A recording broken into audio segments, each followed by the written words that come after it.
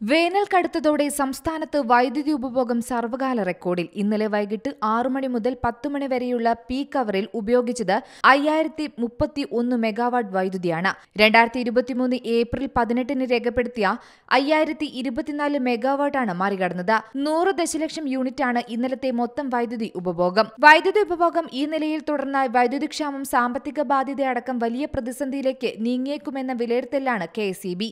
നിലവിൽ വൈദ്യുതി കരാറുകൾ റദ്ദാക്കിയതിനെ തുടർന്ന് ഉയർന്ന വില കൊടുത്താണ് പുറത്തുനിന്ന് വൈദ്യുതി വാങ്ങുന്നത്. പീക്ക് സമയത്ത് 6 കോടി രൂപയാണ് ഇതിനായി കെഎസ്ഇബി ചെലവഴിക്കുന്നത്. വൈദ്യുതി ഉപഭോഗം ഈ നിലയിൽ തുടർന്നാൽ ഇത് ബാധ്യതയായി മാറുമെന്ന ആശങ്കയിലാണ് കെഎസ്ഇബി. ഈ പശ്ചാത്തലത്തിൽ വൈദ്യുതി ഉപയോഗിക്കുന്നതിൽ കരുതൽ വേണമെന്ന നിർദ്ദേശവും കെഎസ്ഇബി നൽകുന്നുണ്ട്.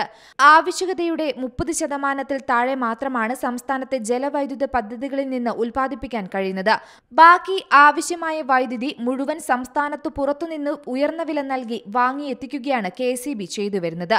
ഇങ്ങനെ വാങ്ങുന്ന വൈദ്യുതിയുടെ 80%-ഓളം ഉത്തരേന്ത്യയിലെ കൽക്കരി ഇന്ധനമാക്കിയ താപവൈദ്യുതി നിലയങ്ങളിൽ നിന്നുള്ളതാണ്.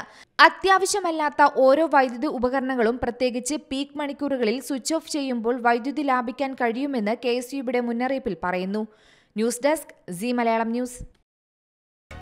പുതിയ വാർത്തകളും വിശേഷങ്ങളും ഇനി വിരൽ തുമ്പിൽ. എല്ലാ ഡിജിറ്റൽ പ്ലാറ്റ്ഫോമുകളിലും ഇപ്പോൾ സീ മലയാളം ന്യൂസ് ലഭ്യം.